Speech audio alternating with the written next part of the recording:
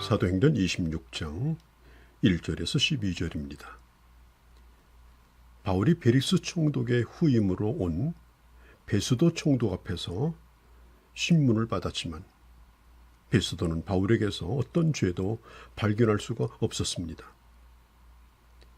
그래서 바울을 재판하는 자들은 바울을 가두어 둬야 할 이유가 없이 그냥 세월만 보내는 그런 상황이 되었습니다. 바울은 얼마든지 그런 상황에 대하여 그의 답답함을 말할 수도 있고 억울함을 호소할 수도 있었습니다. 그러나 바울은 2년여 동안 가이사랴 감옥에 있으면서 그는 여러 사람들을 만나고 그들에게 복음을 전할 기회를 얻습니다. 22장에 보면 예루살렘에서 올라와 체포된 후에 유대인들 앞에서 복음을 전합니다.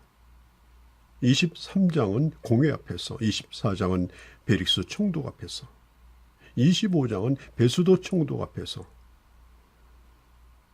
그리고 오늘 본문 아그리빠 왕 앞에서도 그는 오직 예수 그리스도의 복음을 전합니다.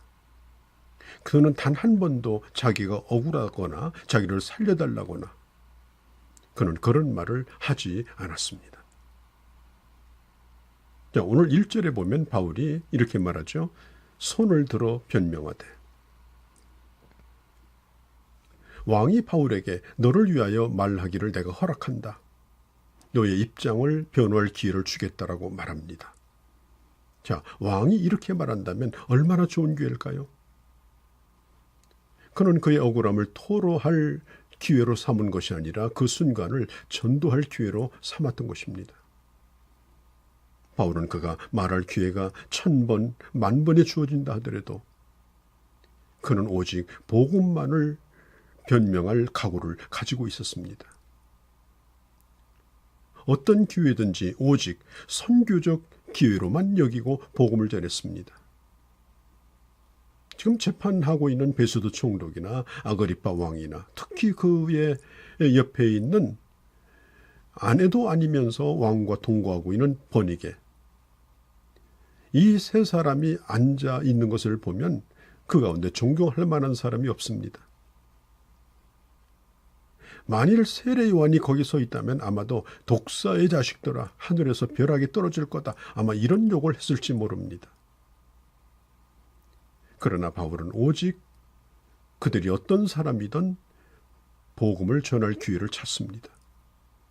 그의 옷은 다 헤어졌고 몸은 지금 결박당해 있고 머리는 헝클어져 있고, 그렇지만 그는 자기 자신을 조금 더 부끄럽게 생각하지 아니했고 그리고 당당하고 떳떳했습니다.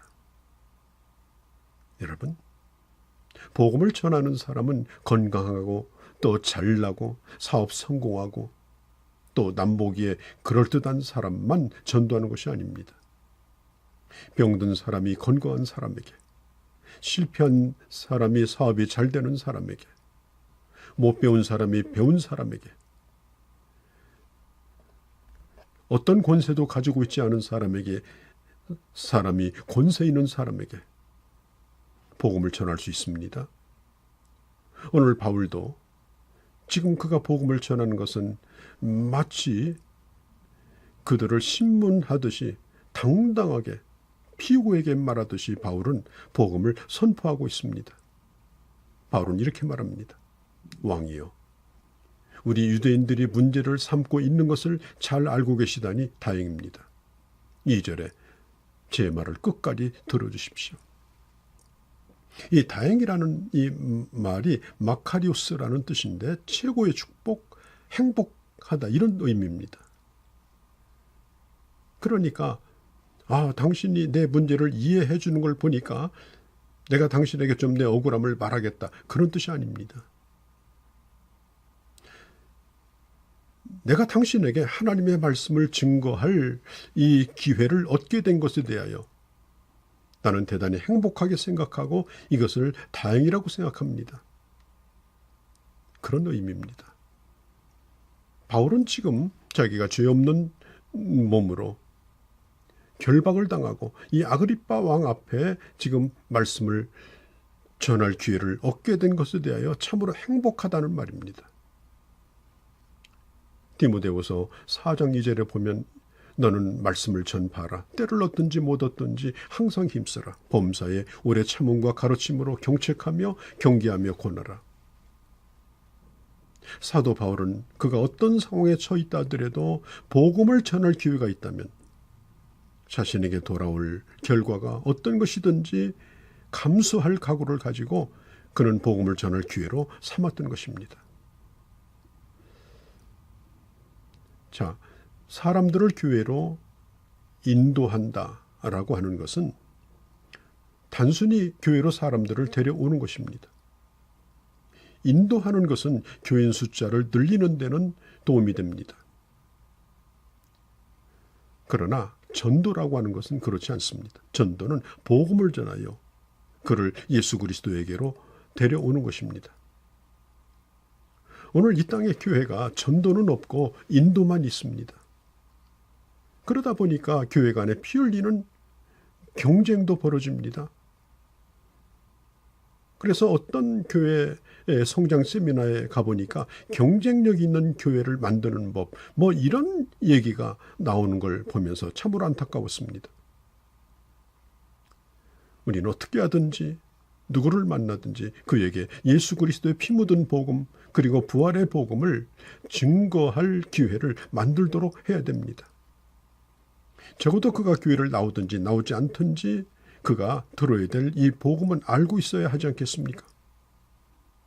예수님이 누구인지 몰라서 그가 주님 앞에 나오지 않는다면 이 얼마나 안타까운 일입니까? 바울은 지금 자신을 둘러싸고 있는 특별히 바리새인들에게 묻습니다. 당신들도 부활을 믿지 않는가? 하나님이 다시 살리신다는 걸 당신들도 믿지 않는가? 바로 예수 그리스도는 하나님이 살리신 바로 당신들이 기다리는 메시아다, 구원자다 라고 분명히 말합니다. 자, 7절에 보면 이 소망으로 말미암아라고 말합니다.